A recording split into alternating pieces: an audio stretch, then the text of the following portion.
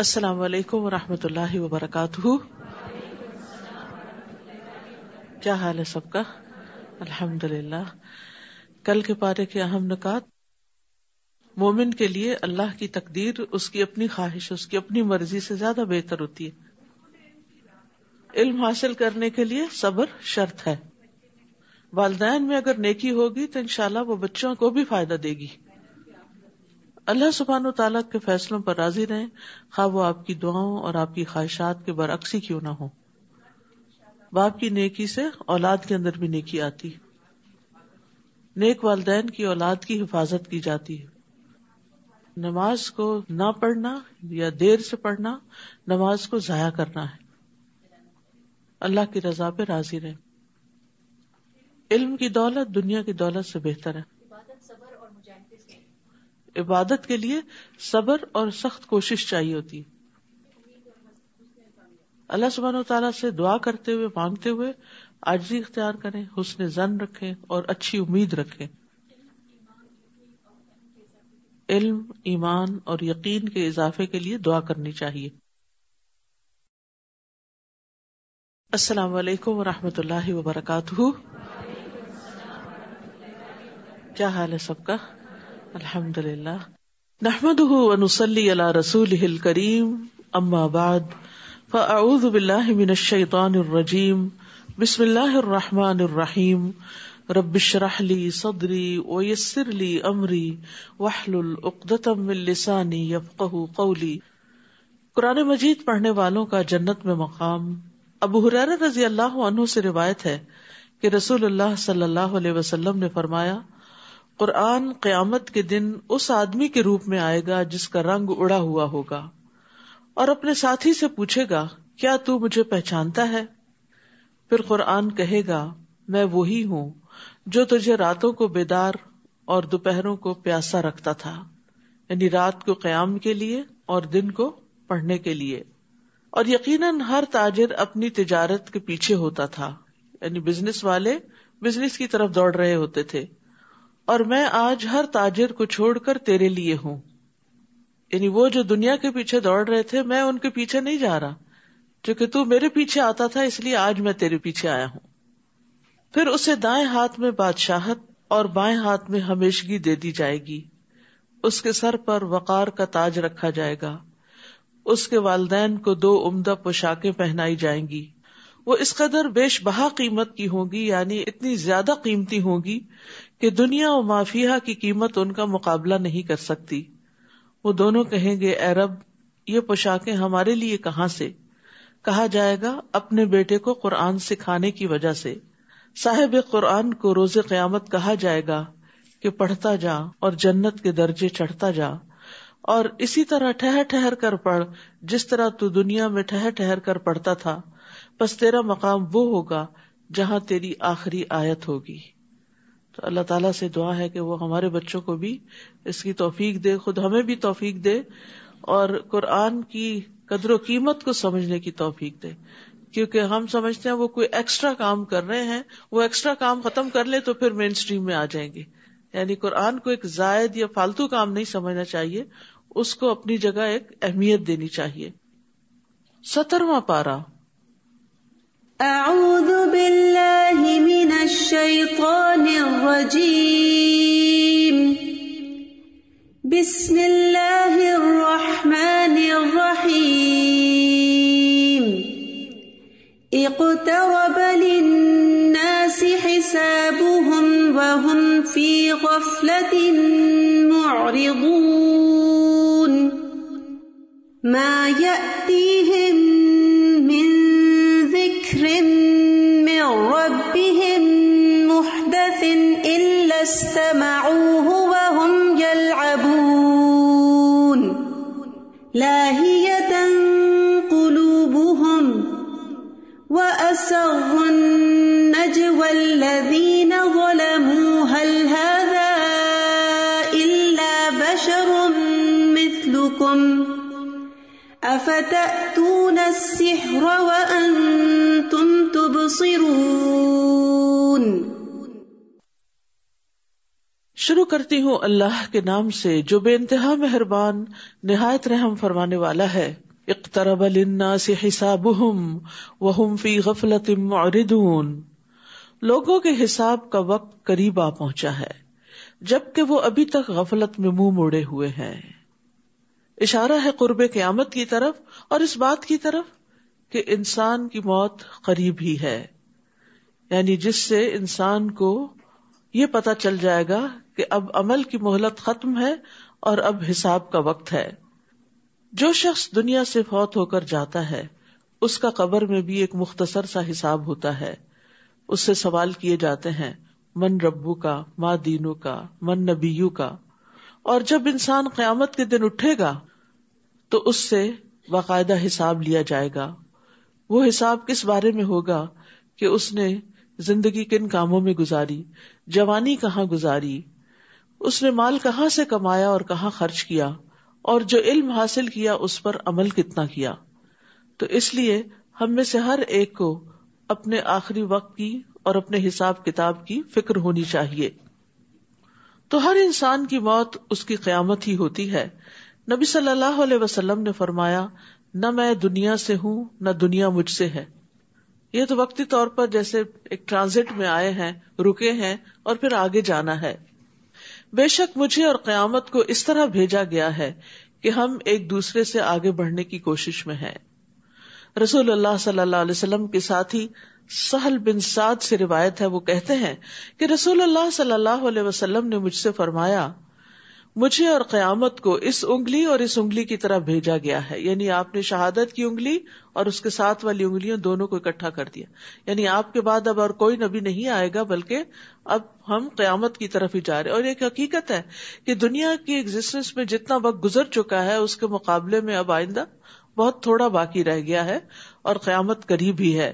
ابی ابن کعب سے مروی ہے، وہ فرماتے ہیں جب رات کا تہائی حصہ گزر جاتا تو رسول اللہ صلی اللہ علیہ وسلم اٹھ کھڑے ہوتے اور فرماتے اے لوگو اللہ کو یاد کرو، اللہ کو یاد کرو. آ گئی کانپنے والی، اس کے بعد زلزلے کا ایک اور جھٹکا آ پڑے گا، آ گئی موت اپنی سختیوں کے ساتھ. تو یہاں پر ہم دیکھتے ہیں کہ نبی صلی اللہ علیہ وسلم لوگوں کو جو رات کا آخری حصہ بہت میٹھی نیند آنے کا وقت ہوتا ہے نا، تو اس وقت خبردار کر رہے ہیں کہ آ گئی کانپنے والی، یعنی قیامت زلزلے کے ساتھ آئے گی، اور آ گئی موت اپنی سختیوں کے ساتھ. یعنی بڑی قیامت تو بعد میں آئے گی لیکن چھوٹی قیامت جو موت ہے وہ بھی بہت قریب ہے اور موت کی اپنی سختیاں ہیں. نبی صلی اللہ علیہ وسلم نے یہ بھی فرمایا کہ جنت تم سے تمہارے جوتے کے تسمے سے بھی زیادہ قریب ہے اور اسی طرح آگ بھی. تو انسان جنت کے لیے کوشاں رہے. ما یأتیہم من ذکر من ربہم محدث الا استمعوہ وہم یلعبون. جب بھی ان کے پاس ان کے رب کی طرف سے کوئی نئی نصیحت آتی ہے، یعنی نئی آیات اترتی ہیں، تو وہ اسے سن لیتے ہیں مگر کھیل میں پڑے رہتے ہیں. یعنی اس میں کوئی غور و فکر نہیں کرتے اور اس کے مطابق عمل نہیں کرتے، آخرت کی کوئی تیاری نہیں کرتے، کوئی نصیحت حاصل نہیں کرتے. لاہیتاً قلوبہم واسروا النجوى الذین ظلموا. ان کے دل تو اور باتوں میں منہمک ہیں، یعنی آخرت کی فکر کرنے کی بجائے یہ دنیا کے بارے میں فکر مند ہیں. اور یہ ظالم خفیہ مشورے کرتے ہیں کہ کیا یہ تمہارے جیسا بشر ہی نہیں، یعنی یہ بھی تو ایک انسان ہی ہے، پھر تم دیکھتے بھالتے اس کے جادو میں کیوں پھنستے ہو. یعنی نبی صلی اللہ علیہ وسلم کے بارے میں شکوک و شبہات لوگوں کے دلوں میں ڈالتے تھے اور نان سیریس رویہ اختیار کرتے تھے اور آپس میں ایک دوسرے سے مشورے کر کے وہ پروپیگنڈا پھر عام کرتے. رسول نے کہا کہ آسمان اور زمین میں جو بھی بات ہو رہی ہو میرا رب اسے خوب جانتا ہے کیونکہ وہ سب کچھ سننے اور جاننے والا ہے. یعنی اس قسم کی کانسپریسیز اور اس قسم کی وسپرنگ اور ایسی باتیں آپ تک بھی پہنچتی، لیکن تسلی کس بات سے ہوتی کہ میرا رب سن رہا ہے ان باتوں کو، وہ جانتا ہے، وہ خود ان سے نبٹ لے گا. تو بہت دفعہ ایسا ہوتا ہے کہ دین کی طرف بلانے والا جب لوگوں کو اللہ کی طرف بلاتا ہے، آخرت کی یاد دلاتا ہے، تو لوگ یہ دیکھنے کی بجائے کہ یہ کہہ کیا رہا ہے، وہ یہ دیکھنے لگتے ہیں یہ خود کون ہے، یہ کیا کرتا ہے. اور کوئی بھی انسان انسانوں کے معیار پہ پورا نہیں اتر سکتا. آپ جو چاہیں کر لیں، تھوڑی سی تعریف کریں گے اور بہت ساری تنقید کریں گے. آپ نیکی کے راستے پر ہوں، آپ غلط کام کر رہے ہوں، آپ اچھا کر رہے ہوں، برا کر رہے ہوں، لوگ اس پہ تبصرہ کرنے سے باز نہیں رہتے. تو اسی طرح پیغمبر علیہ السلام کے اوپر بھی وہ طرح طرح کے الزامات لگاتے تھے، ہر روز ایک نیا الزام لے کر آتے. تو اس پر آپ کا طرز عمل کیا ہوتا کہ میرے رب کو سب پتا ہے، میں کون ہوں، میری حقیقت کیا ہے، میں جو پیش کر رہا ہوں وہ کیا چیز ہے، اور جو اس کا نتیجہ ہے وہ کیا ہے، اور ان سب باتوں کو رب جانتا ہے، اس لیے فکر کی بات نہیں. بلکہ وہ تو یہ کہتے ہیں کہ یہ قرآن کی آیات پراگندہ خواب ہیں، یہ رات کو کوئی خواب دیکھتے ہیں اور صبح اٹھ کے ہمیں سنانے لگتے ہیں آیتوں کی شکل میں، نعوذ باللہ. بلکہ یہ اس کی اپنی خود ساختہ چیز ہے، اس کو اللہ کا کلام نہیں مانتے، نبی صلی اللہ علیہ وسلم کی گھڑی ہوئی بات سمجھتے، بلکہ یہ شاعر ہے. ورنہ اسے ہمارے پاس کوئی ایسا معجزہ لانا چاہیے جیسا کہ پہلے رسول معجزات دے کر بھیجے گئے تھے. حالانکہ جس بستی کو بھی ہم نے ان سے پہلے ہلاک کیا وہ ایمان نہیں لائی تھی، تو گویا اب یہ ایمان لائیں گے؟ یعنی پہلوں کو بھی معجزے دکھائے گئے، نہیں مانے تو یہ بھی ماننے والے نہیں. اور اے نبی، آپ سے پہلے ہم نے جتنے بھی رسول بھیجے وہ سب مرد ہی تھے جن کی طرف ہم وحی کرتے تھے. لہٰذا اگر تم لوگ یہ بات نہیں جانتے تو اہل الذکر، اہل کتاب سے پوچھ لو. یہ بڑا اہم ایک اصول دیا گیا ہے، فاسألوا اہل الذکر ان کنتم لا تعلمون، کہ جو بات انسان کو نہ معلوم ہو وہ علم والوں سے پوچھ لیا کرے. یعنی پوچھنے میں، جاننے میں اس کو کوئی حیا نہیں ہونی چاہیے، کوئی جھجک نہیں ہونی چاہیے. خیر کی بات کا انسان کو حریص ہونا چاہیے، اور جس چیز میں بھی شبہ ہو، شک ہو، عمل کے اعتبار سے کوئی کنفیوژن ہو کسی چیز کے کرنے کے اعتبار سے، تو انسان کو تکبر نہیں کرنا چاہیے، حیا نہیں کرنی چاہیے، اور جس کو صحیح بات معلوم ہو اس سے وہ بات معلوم کر لینی چاہیے. فاسألوا اہل الذکر ان کنتم لا تعلمون. اور یہاں پر رسول اللہ صلی اللہ علیہ وسلم کی رسالت کے بارے میں کہا گیا ہے کہ اگر تمہیں آپ کی رسالت کے بارے میں کوئی شک ہے تو رسول کی نشانیاں کیا ہوتی ہیں یہ جاننے والوں سے پوچھ لو تاکہ تمہارا یہ شک دور ہو جائے. ہم نے ان رسولوں کے جسم ایسے نہیں بنائے تھے جو کھانا نہ کھاتے ہوں اور وہ ہمیشہ رہنے والے بھی نہ تھے. پھر ہم نے ان رسولوں سے جو وعدہ کیا تھا اسے پورا کر دیا. ہم نے انہیں بھی بچا لیا اور جس کو ہم نے چاہا اسے بھی، اور حد سے آگے بڑھنے والوں کو ہلاک کر دیا. لوگوں، بلا شبہ یقیناً ہم نے تمہاری طرف ایسی کتاب نازل کی ہے جس میں تمہارا ہی ذکر ہے، کیا تم سمجھتے نہیں؟ یعنی یہ قرآن جو ہے یہ تمہاری ہی بات کرتا ہے، اس میں تمہارے متعلق گفتگو ہے، اس میں تمہارے اچھے اور برے اخلاق کا ذکر ہے، اس میں تمہارے اچھے اعمال کا ذکر ہے. اگر تم اس کو مضبوطی سے تھام لوگے اور جو کچھ اس میں ہے اس پر پوری طرح عمل پیرا ہو جاؤ گے تو اس میں تمہارا ہی شرف اور عزت ہے. ذکرکم کا مطلب شرف اور عزت. اور ایک معنی یہ بھی کیا گیا ہے کہ اس میں تمہارے ان دینی معاملات کا ذکر ہے جن کی تمہیں ضرورت ہوتی ہے، اور اس میں ایسی چیزیں ہیں جن پر عمل کرنے میں تمہاری زندگی ہے اور تمہاری کامیابی ہے. تو اللہ کی کتاب بعض لوگوں کے لیے عزت اور بلندی کا سبب بنتی ہے اور بعض لوگوں کے لیے ذلت کا سبب. عامر بن واصلہ سے روایت ہے کہ نافع بن عبد الحارث عمر رضی اللہ عنہ سے عثمان کے مقام پر ملے، اور عمر رضی اللہ عنہ نے انہیں مکہ کا عامل مقرر کیا ہوا تھا. تو حضرت عمر نے پوچھا کہ تم یہاں جو آئے ہو تو مکہ والوں پر کس کو عامل یا گورنر بنا کر آئے ہو؟ تو نافع نے کہا ابن ابزہ کو. انہوں نے کہا کہ ابن ابزہ کون ہے؟ کہنے لگے ہمارے آزاد کردہ غلاموں میں سے ایک غلام ہے، یعنی غلام ہے اور اب اتنے بڑے مرتبے تک پہنچ گیا. عمر نے کہا تم نے ایک آزاد کردہ غلام کو اپنا جانشین بنا ڈالا؟ انہوں نے کہا وہ اللہ عز و جل کی کتاب کو پڑھنے والا اور فرائض کا عالم ہے. عمر رضی اللہ عنہ نے کہا واقعی تمہارے نبی نے سچ فرمایا، بے شک اللہ اسی کتاب کے ذریعے بہت سے لوگوں کو اونچا کرتا ہے اور بہتوں کو اس کے ذریعے نیچے گراتا ہے. یعنی اگر کوئی خالص نیت کے ساتھ اس کتاب کو پڑھتا ہے تو اللہ تعالیٰ اس کتاب کی وجہ سے لوگوں کے دلوں میں اس کی محبت ڈال دیتا ہے، اس کو بلند مقام عطا کرتا ہے اور اس کی دنیا بھی آسان ہو جاتی ہے اور آخرت بھی. اور جب کوئی شخص اس کو دنیاوی مقاصد کے لیے پڑھتا ہے یا پھر خراب نیت کے ساتھ پڑھتا ہے تو اپنی دنیا اور آخرت دونوں کا نقصان کرتا ہے. وَكَمْ قَصَمْنَا مِنْ قَرْيَةٍ كَانَتْ ظَالِمَةً وَأَنشَأْنَا بَعْدَهَا قَوْمًا آخَرِينَ. کتنی ہی ایسی بستیاں ہیں جن کے رہنے والے ظالم تھے، تو انہیں ہم نے پیس کے رکھ دیا اور ان کے بعد دوسرے لوگ پیدا کر دیے. اب پچھلی بستیوں کے انجام سے خبردار کیا جا رہا ہے. یاد رکھیے کہ یہ سورت الانبیاء ہے اور اس میں انبیاء کا ذکر کثرت کے ساتھ ہے، یعنی سورت کے اندر جو کانٹینٹ ہے وہ انبیاء سے متعلق ہے. اور یہاں بھی جو بات کی جا رہی ہے، جن بستیوں کی طرف بھیجے گئے تھے انبیاء، ان کے ساتھ کیا بیتی اس کا ذکر کیا جا رہا ہے. فَلَمَّا أَحَسُّوا بَأْسَنَا إِذَا هُمْ مِنْهَا يَرْكُضُونَ، پھر جب ان کو ہمارا عذاب محسوس ہوا تو لگے وہاں سے بھاگنے.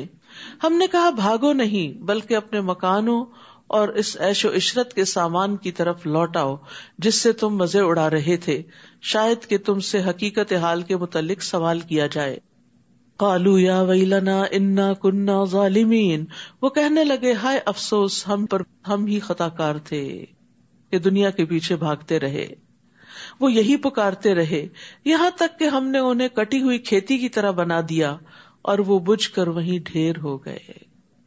جیسے کوڑے کا ڈھیر ہوتا ہے، ایسے ہی مرنے کے بعد ان کے جسموں کا ڈھیر تھا اور ان کے اندر کوئی رمق باقی نہیں رہی، کوئی شان و شوکت اور کوئی دنیا کی لذت جسے وہ حاصل کرتے تھے وہ باقی نہ رہی ان کے لیے. سب کچھ ختم ہو کے رہ گیا. اور یہ لفظ جو ہے نا بہت میننگ فل ہے، جعلناہم حصیدا خامدین، ہم نے ان کو بجھے ہوئے ڈھیر کی طرح کر دیا. یعنی جیسے آگ جلانے کے بعد راکھ کا ایک ڈھیر ہو جاتا ہے، بس اس طرح وہ ڈھیر بن کے رہ گئے جس کے اندر کوئی زندگی کی حرارت اور کوئی رمق نہ تھی. اور ہم نے آسمان، زمین اور جو کچھ ان کے درمیان ہے انہیں محض کھیل کے طور پر پیدا نہیں کیا کہ انسان ان چیزوں کو دیکھ کر انجوائے کرے، ان کو کام میں لائے اور پھر رب کو راضی نہ کرے. اگر ہمارا مقصود کھیل ہی ہوتا تو اپنے ہاں ہی ایسا کر سکتے تھے، بلکہ ہم باطل پر حق کی ضرب لگاتے ہیں تو حق باطل کا بھیجا نکال دیتا ہے اور باطل شکست کھا کر بھاگ اٹھتا ہے. اور تمہارے لیے ہلاکت ہے ان باتوں کی وجہ سے جو تم بیان کرتے ہو. آسمانوں اور زمین میں جو کچھ ہے سب اسی کا ہے، اور جو مخلوق یعنی فرشتے اس کے حضور میں ہیں یعنی آسمانوں میں ہیں، وہ اس کی بندگی سے اکڑتے نہیں، تکبر نہیں کرتے اور نہ ہی وہ اکتاتے ہیں، یعنی عبادت کر کر کے تھکتے نہیں. آج کل تھوڑی سی ایکسٹرا عبادت ہو رہی ہے تو ہم سب اپنا اپنا جائزہ لے سکتے ہیں کہ ذرا سی اگر رکعت لمبی ہونے لگے، ذرا سا قیام کا وقت لمبا ہونے لگے، ذرا سا قرآن کا وقت زیادہ ہونے لگے، اپنا جو ذاتی مطالعہ بھی کرتے ہیں تو ہم یون کرنے لگتے ہیں، تھک جاتے ہیں، ہلنے جلنے شروع ہو جاتے ہیں. لیکن فرشتے ایسے نہیں کرتے، وہ مستقل طور پر عبادت کرتے ہیں، دم لیتے ہی نہیں. رسول اللہ صلی اللہ علیہ وسلم نے صحابہ سے پوچھا، کیا جو کچھ میں سن رہا ہوں تم سب بھی وہ سن رہے ہو؟ انہوں نے کہا ہم تو کوئی چیز نہیں سن رہے. آپ نے فرمایا بے شک میں تو آسمان کے چرچرانے کی آواز سن رہا ہوں. یہ اس طرح ہوتا ہے جیسے چارپائی پر اگر زیادہ لوگ بیٹھ جائیں نا تو اس کی چولہے ہلنے لگتی ہیں.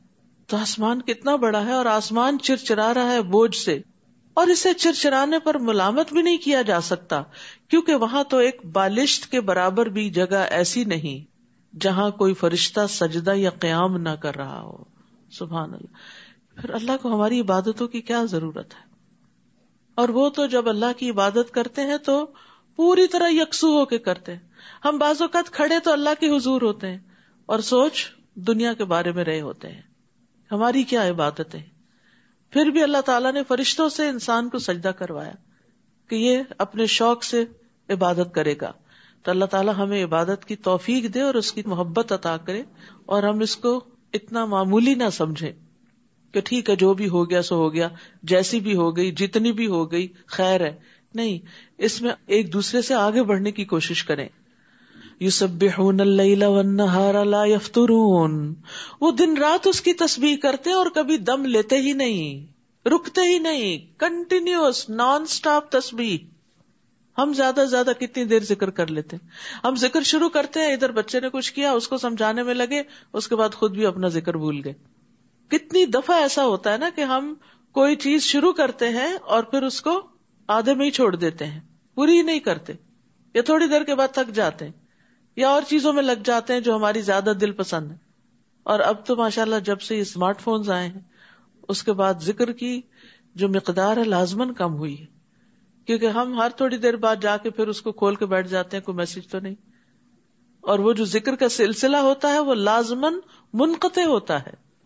تو اس لیے جب تک آپ اپنا ٹارگٹ پورا نہ کر لیں، ہر دن کا ایک ٹارگٹ سیٹ کریں کہ میں یہ اور یہ تسبیح کروں گی، درود شریف کی تسبیح کروں گی، استغفار کی کروں گی، آیت کریمہ کی کروں گی، یا حی یا قیوم برحمتک استغیث کی کروں گی، لا الہ الا اللہ وحدہ لا شریک لہ کی کروں گی.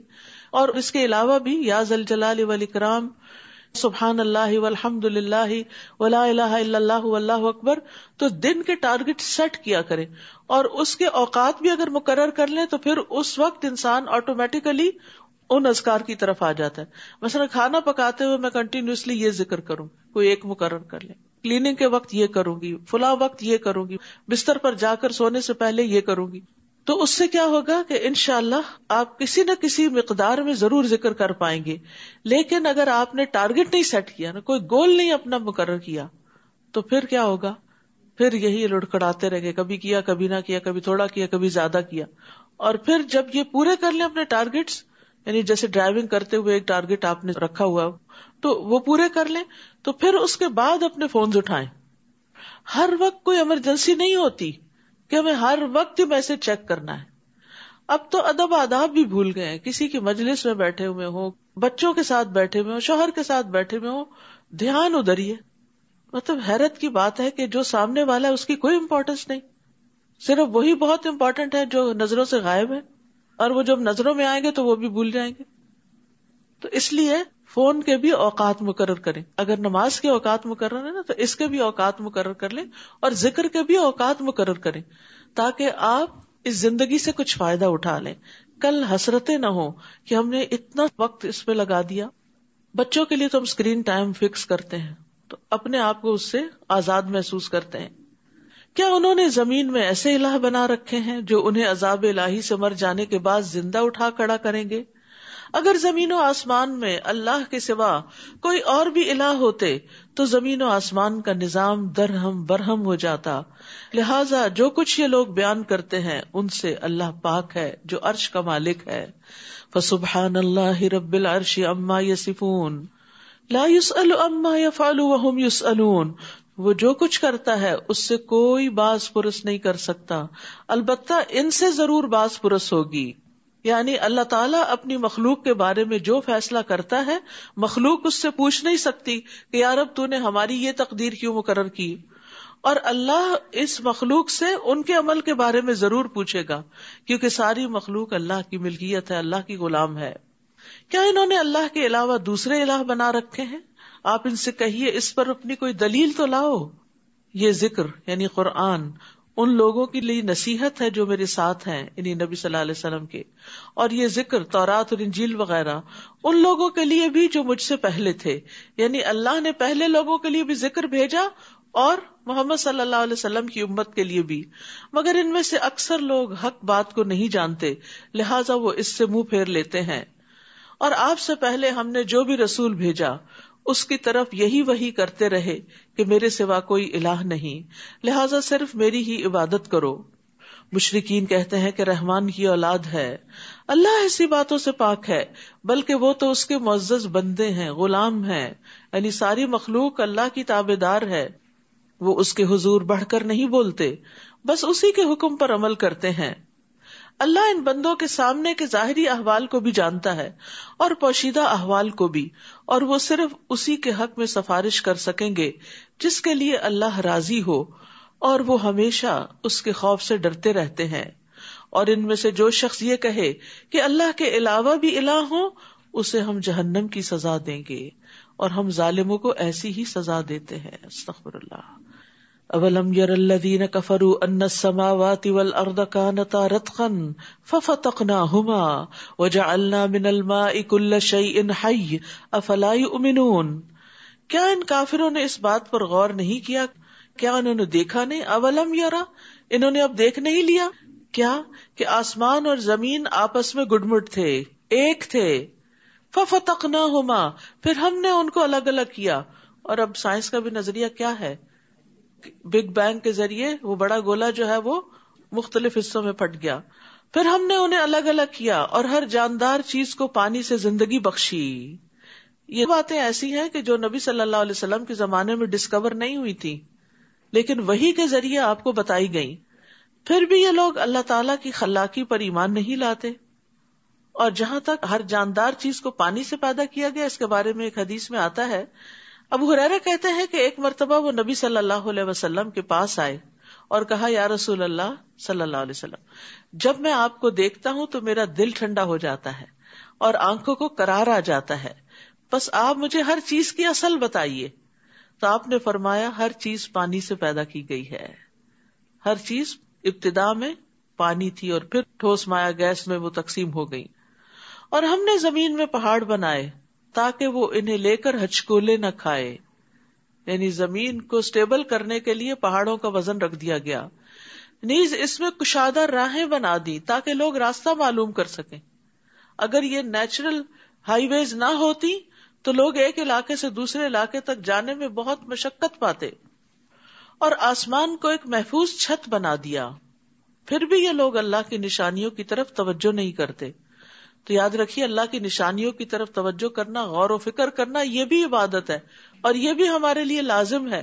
جس طرح قرآن کی آیات کو پڑھنا ضروری ہے, اسی طرح کائنات کی آیات کو اسٹڈی کرنا بھی ضروری ہے اور ان علوم کو حاصل کرنا بھی ضروری ہے جس سے یہ کام آسان ہو. اور ایسے علوم کو عبادت کی نیت سے حاصل کرنا چاہیے تاکہ وہ مشکل کام آسان ہو جائے اور انسان یہ نہ سوچے کہ میرا وقت ضائع ہو رہا ہے. ورنہ بہت سے بچے جب قرآن حفظ کر کے دین کا علم حاصل کر کے یونیورسٹی جاتے ہیں تو اتنا مزہ نہیں آتا, ذرا ٹف لائف ہوتی ہے, تو وہ کہتے ہیں ہمارا وقت ضائع ہو رہا ہے, ہمارا دل نہیں لگ رہا. تو ان کو یہی نصیحت کریں کہ یہ علوم پڑھنا بھی اس نیت کے ساتھ کہ اللہ تعالیٰ کی تخلیق کے بارے میں ہمیں گہرائی عطا کرتے ہیں, یہ بھی سراسر عبادت ہے. وہی تو ہے جس نے رات اور دن اور سورج اور چاند کو پیدا کیا. یہ سب سیارے اپنے اپنے مدار میں تیر رہے ہیں.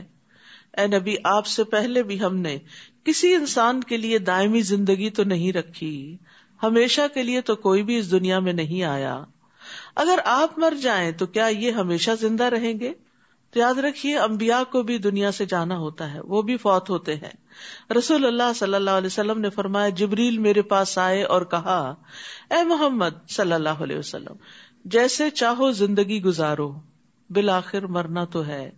جس کو چاہو اپنا محبوب بنا لو, یقیناً تجھے بالآخر اس سے جدا تو ہونا ہے. یعنی اس دنیا میں انسان جیسی چاہے زندگی بسر کرے لیکن مرنا تو ہے ہی. جتنا چاہے دنیا کا سامان اکٹھا کر لے, آرائشوں اور آسائشوں کے سامان اور زینت کے سامان اکٹھے کر لے دنیا میں, اور جس چیز کی چاہے محبت اختیار کر لے, لیکن ایک دن یہ سب کچھ چھوڑ کے جانا ہے. یاد رکھیے, جس انسان کے پاس جتنا زیادہ ہوتا ہے نا, اس کو اتنی ہی تکلیف زیادہ ہوتی ہے اس دنیا کو چھوڑنے کی. اسی لیے آپ نے اپنے خاندان میں اور دیگر لوگوں سے, بزرگ خواتین کے قصے سن رکھے ہوں گے کہ جب میری ساس فوت ہوئی تو ان کے پاس بس 2 جوڑے کپڑے تھے اور ایک چھوٹا سا باکس تھا, اور بس یہ چند گنے چنے آئٹمس تھے ان کے پاس. تو خوش قسمت ہوتے ہیں ایسے لوگ جو اپنی ذمہ داریاں ادا کر کے, جو اللہ نے ان کو زندگی میں دیا, اپنے ہاتھوں سے تقسیم کر کے, صدقہ خیرات کر کے, اور مختصر سی زندگی رکھتے ہیں اینڈ میں. یعنی اس کا نہیں مطلب جوانی میں بہت کچھ اکٹھا کرنا چاہیے, ضرورت کا ہی ہو تو انسان کا وقت بچتا ہے. جب ضرورت سے زیادہ کوئی بھی چیز ہو جاتی ہے تو وہ انسان کے اوپر بوجھ ہو جاتی ہے. جیسے ضرورت کی انرجی تو ہمیں چاہیے, لیکن وہ ضرورت کی انرجی اگر فیٹ میں کنورٹ ہو کر انسان کا وزن بڑھا رہی ہے تو چلنا پھرنا ہی دوبر ہو جاتا ہے. تو اسی طرح زیادہ مال و متاع جو ہے وہ انسان کے لیے وبال جان بن جاتا ہے, اور جتنا کم ہوتا ہے, جتنا مختصر ہوتا ہے, اس کا حساب بھی آسان, اور اس کے ساتھ دنیا سے انسان آسانی سے رخصت ہوتا ہے کہ اس کو وہ ریگریٹس نہیں ہوتی اور اس کو ان چیزوں کی یادیں نہیں ستاتی, ہاں یہ چیز بھی ہے اور وہ چیز بھی ہے. اور اسی طرح یہ ہے کہ انسان انسانوں سے, چاہے اپنی اولاد ہو, والدین ہو, ان سے ایک فطری محبت کرتا ہے, لیکن وہ فطری محبت بھی حد سے آگے نہیں بڑھنی چاہیے, کیونکہ یہ انسان کی خود اپنے لیے نقصان دہ ہو جاتی ہے. جو انسان اللہ کو سب سے بڑا محبوب بناتا ہے, والذین آمنوا اشد حبا للہ, پھر وہ اس محبت کی تکلیف سے باہر نکل آتا ہے. وہ اولاد سے محبت رکھتا ہے, ان کی خیرخواہی کرتا ہے, ان کے ساتھ ایک جذباتی لگاؤ رکھتا ہے, لیکن اتنا نہیں کہ جو ان کی جدائی انسان کو انتہائی غمگین کر دے. تو دنیا سے جاتے ہوئے مرتے وقت دل ہلکا ہونا چاہیے. دنیا چھوڑنے کا بہت بڑا صدمہ نہیں ہونا چاہیے. یہ حسرتیں نہیں ہونی چاہیے کہ اف میری فلاں چیز کا کیا بنے گا اور فلاں بچے کا کیا ہوگا. اللہ ہے نا, ان سب چیزوں کو اللہ کے سپرد کر دینا چاہیے. اس کا یہ مطلب نہیں ہے سارے خیالات آپ کو مرتے وقت اچانک ہی کہیں سے الہام ہو جائیں گے. یہ ابھی سے آپ کو عملی طور پہ کرنا ہوگا. یہ چیزیں اپنی سوچ کا حصہ بنانی ہوگی. اور کس طرح انسان پریکٹیکلی ان چیزوں سے پھر تھوڑا ڈسٹینس ہوتا ہے, جب انسان اپنی عبادت پہ فوکس کرتا ہے اور اس وقت ان چیزوں سے ڈیٹیچ ہوتا ہے. جب انسان انسانوں کی بھلائی کے لیے کام کرتا ہے تو اس وقت ان چیزوں سے کچھ ڈیٹیچ ہوتا ہے. لیکن اگر انسان اللہ کے دین کے لیے وقت نہیں نکالتا, عبادت کے لیے وقت نہیں نکالتا اور صرف انہی چیزوں میں کھویا رہتا ہے, تو پھر یہ چیزیں وبال جان بن جاتی, یہ انسان کے لیے بہت بڑا صدمہ بن جاتی. جیسے پہلے میں نے عرض کیا تھا کہ موت کے وقت انسان کے دل کی جو کیفیت ہوگی وہ موت کے بعد بھی پھر برقرار رہے گی. تو اس لیے بڑا ضروری ہے کہ نفس مطمئنہ حاصل ہو. اور نفس مطمئنہ زیادہ مال و دولت اور اولاد سے حاصل نہیں ہوتا, وہ نیک کام کر کے ہوتا ہے, اور خصوصاً مال اور اولاد کو بھی نیکی کے رستے پر لگانے سے حاصل ہوتا ہے. تو اس چیز کے لیے انسان کو محنت اور کوشش کرنی چاہیے تاکہ دنیا سے واپسی آسان ہو جائے.